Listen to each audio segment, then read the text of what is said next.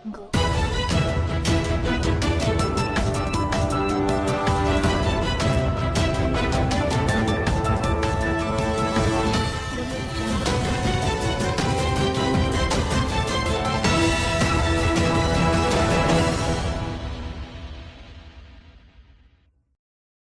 Selamat siang pemirsa, kembali lagi bersama saya Afida Sidaputar di Lensa Komunika. Di berita utama kami akan menyajikan info seputar Hari Raya Idul Adha. Kepadatan Hari Raya Idul Adha di Stasiun Tawang Semarang mulai muncaknya pada hari ini. Bagaimana suasana di sana? Kita akan bersama dengan rekan kami yang bernama Yudis langsung menyiarkan dari Stasiun Tawang Semarang. Selamat siang Yudis, ada berapa penumpang saat ini? Selamat siang Afida, satu hari menjelang Idul Adha 1445 Hijriah. Kepadatan stasiun Tawang pada sore hari ini belum terlalu dapat kita lihat, tetapi dapat kita perkirakan sekitar pukul 3 sore ini akan ada peningkatan jumlah penumpang. Stasiun Tawang terjadi lonjakan penumpang pada pagi hari tadi, namun siang hari ini hingga sore hari ini situasinya tidak terlalu ramai, di mana ribuan penumpang yang tadi pagi sudah diberangkatkan sekitar 3 kereta jarak jauh menuju ke sejumlah tujuan, tentunya di Pulau Jawa. Berdasarkan data PT KAI Daob 4 Semarang, minggu ini mengalami peningkatan sekitar 71% dibandingkan minggu kemarin. Diperkirakan puncak arus tertinggi yaitu pada malam hari sekitar pukul 7 malam. PT KAI sudah menyiapkan berbagai strategi menyambut masa libur Idul Adha bersama dengan cuti bersamaan yang akan dilakukan 15, 16, 17, 16, 17, dan 18 Juni 2024 besok, di mana PT KAI menyiapkan 7 kereta jarak jauh dan sekitar 254.000 tiket yang sudah disebarkan sejak 10 Juni 2024 hingga pertengahan akhir 2024. Beberapa penumpang yang sudah kita tanyakan, mereka memiliki tujuan favorit yaitu stasiun Purwosari Solo, Bandung, dan Surabaya. Mereka juga sudah memesan tiket dari jauh-jauh hari untuk mengantisipasi kepadatan yang telah diperkirakan. Jika Anda belum mendapatkan tiket, Anda dapat melakukan pembelian dengan berbagai cara, mulai dari pembelian online atau juga melalui aplikasi KAI Akses, dan juga bisa melakukan pembelian langsung di loket stasiun Tawang ini. Kembali ke studio, Afida, terima kasih. Pemirsa, menjelang Hari Raya Idul Adha, hewan kurban terus meningkat penjualannya. Informasi selengkapnya kami akan bergabung dengan jurnalis kami yang bernama Claudia Dewi, jurnalis dari Lensa Komunika, langsung dari Jalan Kartini, Kota Semarang. Iya, Claudia Dewi, bagaimana kondisi saat ini? Selamat siang pemirsa, saya Claudia Dewi Arinta saat ini sedang berada di salah satu pusat penjualan hewan kurban 2024 di Jalan Kartini, Kota Semarang. Dan di sini terlihat puluhan hewan kambing berjejer di kandang non permanen yang terbuat dari bambu. Dan pastinya pemirsa tidak perlu khawatir untuk kesehatan hewan kambing tersebut karena sudah diperiksa oleh dinas terkait dan pastinya aman untuk dikonsumsi. Untuk lebih lanjutnya kita akan bertanya dengan salah satu penjual hewan kurban di sini. Baik, saat ini saya sudah bersama dengan siapa? Untuk di sini Ibu membawa hewan kurban berapa untuk dijual di sini? Kita kalau 120 ekor. Untuk usia dari hewan kurban minimal usianya itu berapa Bu? Usianya ada 2 tahun. 2 tahun. Kalau untuk asalnya ini dari luar daerah atau dari hasil ternak sendiri? Dari hasil ternak sendiri, tapi dari luar daerah. Kalau boleh tahu ada kisaran harga berapa untuk hewan kurbannya? Dari 2,5 sampai 4. Berarti Ibu sebelumnya juga pernah berjualan hewan kurban di tahun sebelumnya? Ya, sudah 6 tahun ini terus. Lalu untuk harganya apakah setiap tahun itu mengalami peningkatan harga? Peningkatan harga paling sedikit sih, nggak terlalu banyak. Lalu apakah hewan kurban di sini sudah sesuai dengan syariat Islam dan juga sehat? Ya Allah, sesuai syariat Islam, sehat, dengan surat keterangan. Lalu adakah tips untuk para pembeli gimana sih cara memilih hewan kambing yang baik dan juga berkualitas? Ya, asal kambingnya enggak maksudnya sehat tuh dia bergerak, enggak dimanja. Untuk sesuai dengan orang Jawa ya. Ya. Jadi kita harus bisa namanya kambing biasa. Dia sehat.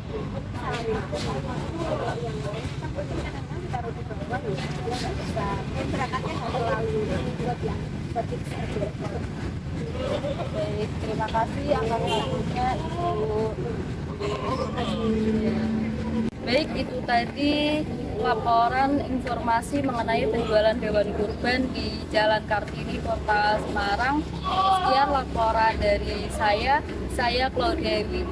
Claudia Dewi Arita, mohon undur diri. Selamat siang.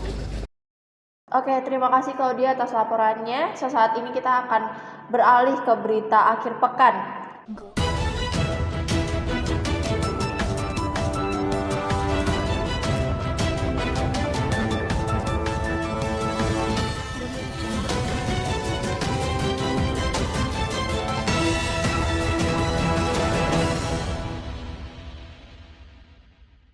Di berita akhir pekan ini kita akan merekomendasikan tempat wisata dan kuliner di sekitar daerah Semarang untuk berlibur dari akhir pekan ini. Kita akan bergabung langsung dengan jurnalis kita di Umbul Sidomukti. Silahkan.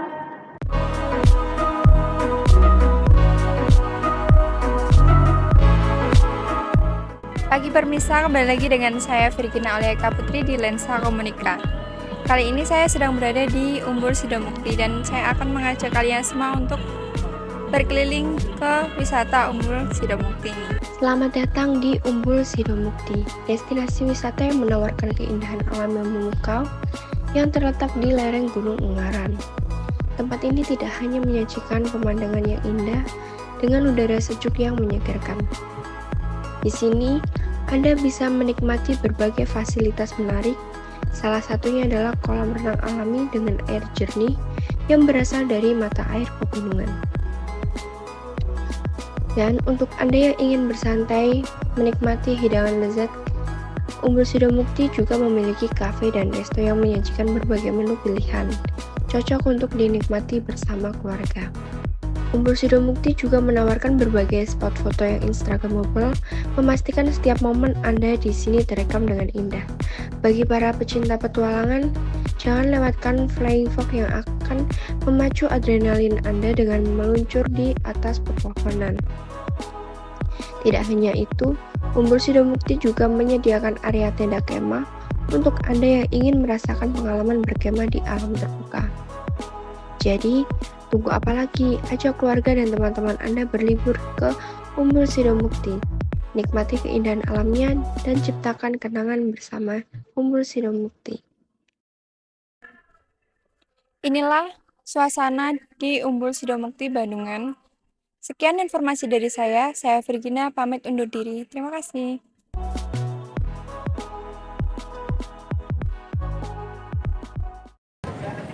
Selamat siang pemirsa, kembali lagi bersama saya Monika Raharsun. Pada siang hari ini saya sudah berada di salah satu pasar di Yogyakarta, yaitu Pasar Beringharjo yang bertepatan di Jalan Malioboro. Saat ini sudah terpantau sangat ramai pengunjung dan juga arus lalu lintas yang cukup padat.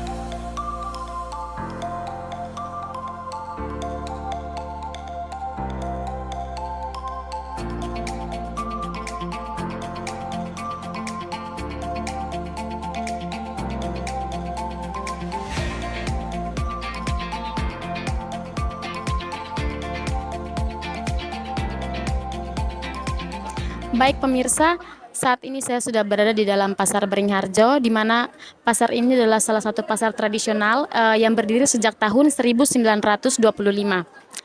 Pasar ini sendiri juga menjual berbagai kuliner dan juga berbagai pusat oleh-oleh yang kita bisa lihat nanti.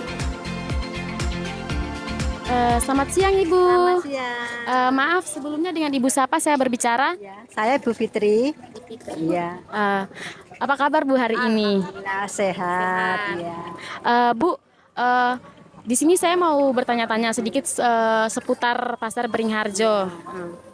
Eh, yang pertama, apa alasan Ibu memilih berjualan di Pasar Beringharjo? Kalau saya turun temurun dari nenek, diajak nenek dari kecil, saya dari masih SD dulu sampai sekarang.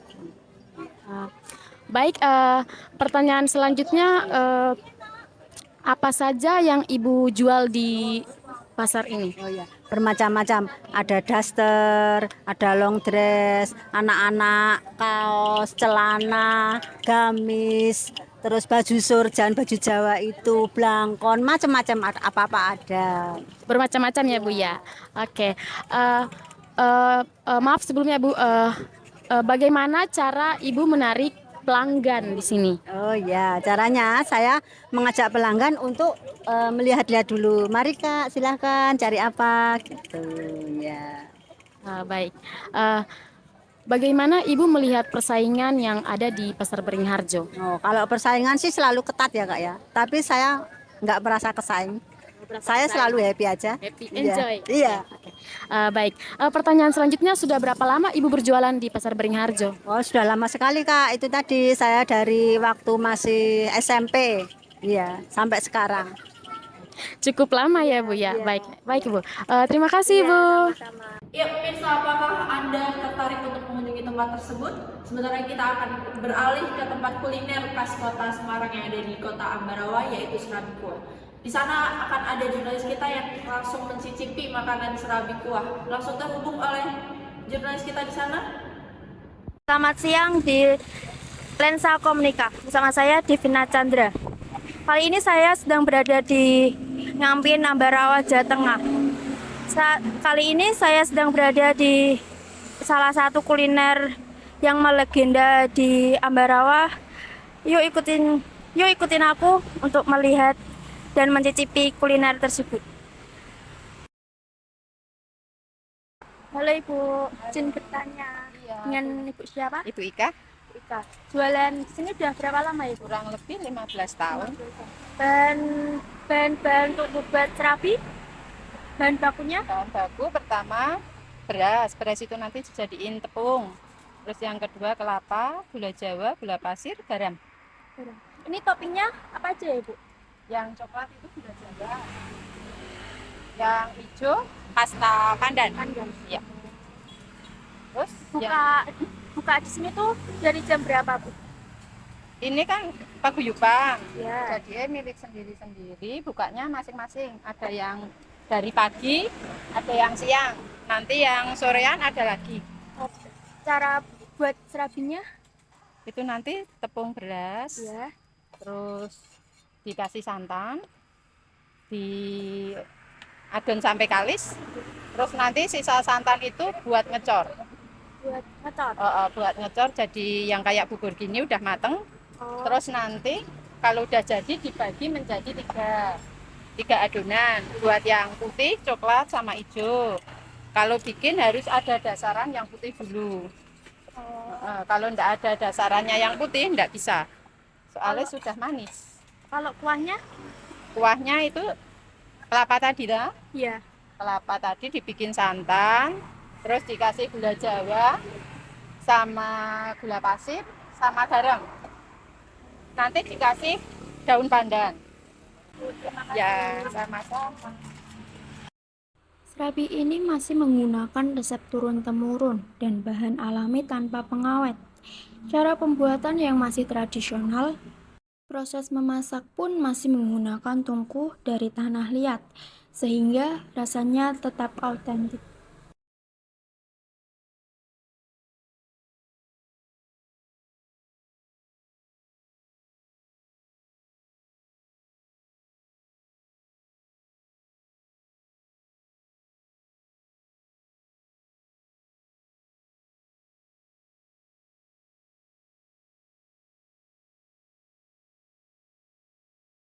Baik, itu rekomendasi jajanan tradisional khas Ngampin.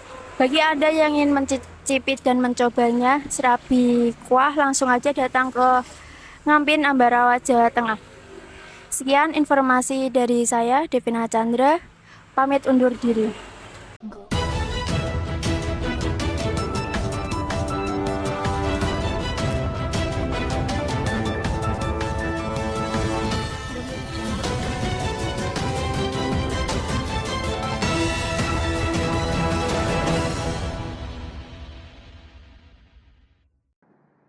Kenaikan harga bahan pokok menjadi kekhawatiran warga, salah satunya di Kota Semarang. Saat ini sudah bersama jurnalis kami, Anastasia, melaporkan langsung dari Pasar Johar, Kota Semarang. Bagaimana Anastasia kondisi di sebelah sana? Pasca Idul Adha tahun 2024, terjadi kenaikan harga komoditas bahan pangan termasuk beras. Dan salah satunya terjadi di Pasar Johar Semarang.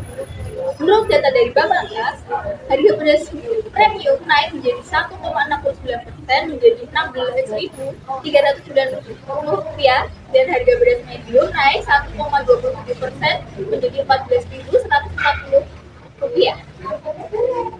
Faktor yang mempengaruhi kenaikan harga beras ini diantaranya adalah kondisi cuaca yang tidak menentu di beberapa daerah penghasil padi, distribusi penjualan padi yang terhambat, dan juga peningkatan permintaan penjualan beras.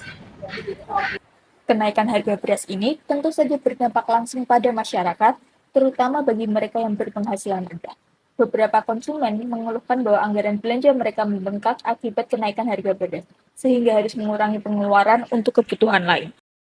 Nah, pasca Idul Adha kemarin kan harga beras jadi naik.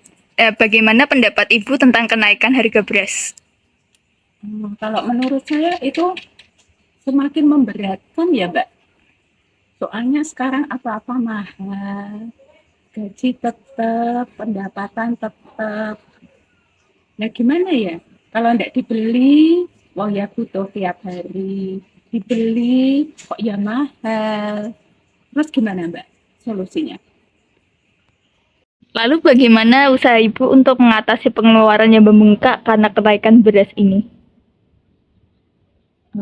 Sekarang ya terus kita tambal sulam.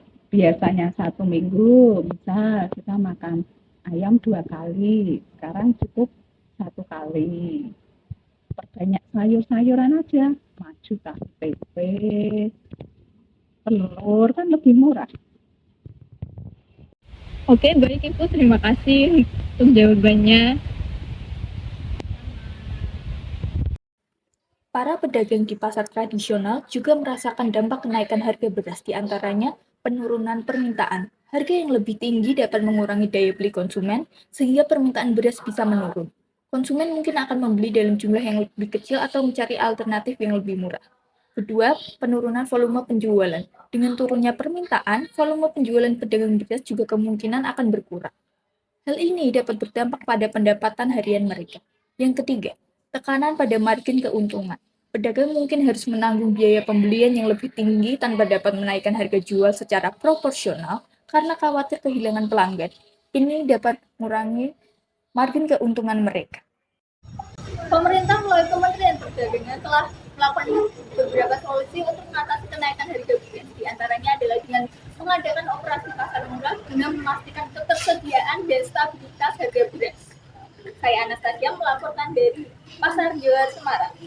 Ya, setelah jeda yang satu ini kita akan kembali lagi menyajikan informasi berita mengenai penurunan tanah di Kota Semarang dan bagaimana pemerintah seputar untuk mengatasi masalah ini.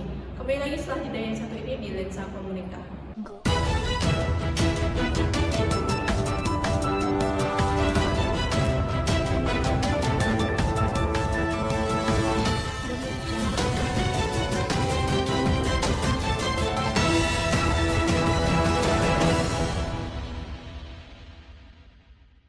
Ya, kembali lagi bersama kami di Lensa Komunika.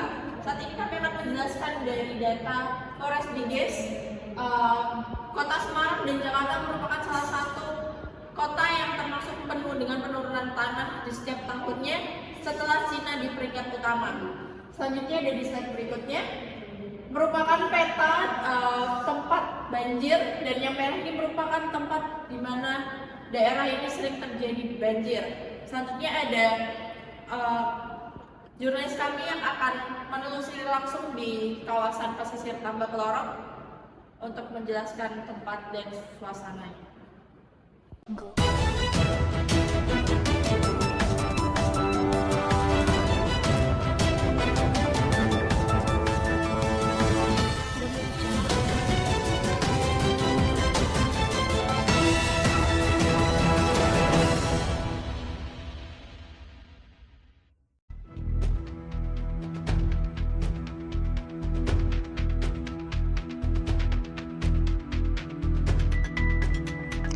Penurunan muka tanah di pesisir Pulau Jawa telah menenggelamkan sebagian pesisir Pulau Jawa seperti Jakarta, Bekasi, Pekalongan, dan Demak. Kini, pesisir Semarang dengan tingkat penurunan muka tanah lebih cepat di antara pesisir Jawa lainnya, warga mulai merasakan generasi penerusnya tidak dapat lagi melihat hamparan pasir di Tambak Lorok. Hal ini membuat sebagian warga mencari tempat tinggal yang baru karena menganggap bahwa pemerintah kota Semarang tidak berupaya menyelesaikan masalah ini. Dan kini, saya mencari tahu dan mencoba menelusuri pasar di kota Semarang yang kerap terendam oleh banjir rob, yaitu Pasar Tambak Lorok. Warganya mengaku tidak memiliki pilihan lain selain bertahan di rumahnya karena sudah tinggal bertahun-tahun. Banjir yang melanda Tambak Lorok tidak hanya memakan kerugian materi, melainkan mengancam kesehatan warganya, seperti pengakuan dari Bu Suharti yang bercerita anaknya terinfeksi kulit akibat terendam air banjir. Kota Semarang menjadi ibu kota di Jawa Tengah yang hampir setiap tahunnya mengalami banjir. Kepala BMKG mengatakan, banjir yang ada di kota Semarang ini bukan hanya dari cuaca ekstrim, melainkan dari penurunan tanah yang kian drastis. Ribuan warga Semarang harus mengungsi dan mengalami kerugian material yang tidak sedikit. Lalu, apakah pemerintah kota Semarang sudah melakukan upaya yang efektif untuk menanggulangi banjir yang ada di kota Semarang? Kita simak melalui sorot balik di Lensa Komunika.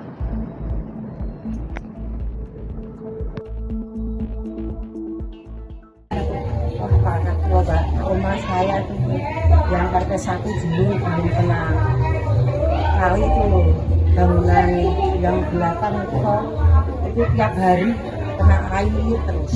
Yang terakhir ini yang baru bulan kemarin itu kan 2017 itu terparah. Parah. Tetangga saya nggak ada yang airnya masuk, rumah saya masuk sendiri. Untuk yang kemarin Bu, yang banjir yang berhari-hari itu Bu, itu juga paling parah juga Bu. Parah. Katanya tiap hari masuk terus R16. Kira-kira Ibu tuh ruginya tuh sebanyak apa Bu? Ya rugi banget loh. Mau tidur nggak bisa.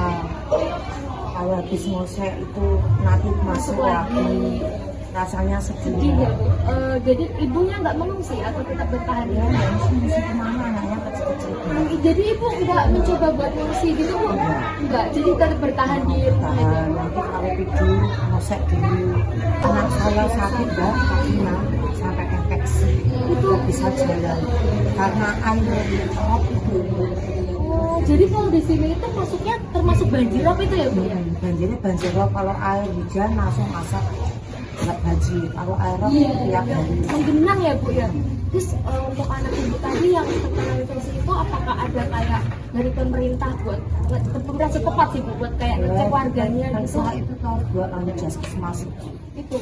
Dan apa penanganannya bisa sampai sembuh? Ya, sampai sembuh. Terus menurut Ibu respon dari pemerintah tuh ada bantuan nggak Bu buat kayak misal warga-warga yang terutama ibu ini yang kena banjir seperti itu? Jadi cuma BBM itu juga cuma itu sama apa itu. Gitu harapannya apa Bu? Atau ada kritik dan sarannya buat pemerintah Kota Semarang? Ya kalau bisa ya begini. Ini saya rumahnya saya udah dulu udah tinggi maksudnya nggak apa kan jadi kayak begini tapi anak saya tuh sekolah semua nggak dapat bantuan. Ini harapannya gitu. Ya saya mohon saya minta ada bantuan apalagi kan juga sering terkena banjir. Masih sekolah kecil, masih SMP dia SMA sama mau di pesantren itu dapat bantuan. Jadi harapannya untuk pemerintah Kota Semarang buat bantuan dan mencegah sih untuk membangun Ibu Masuroh, salah satu pedagang ikan yang merasakan dampak kerugian materi dari banjir rob yang terus merendam area pasar, sehingga mengganggu aktivitas perdagangan menjadi sepi.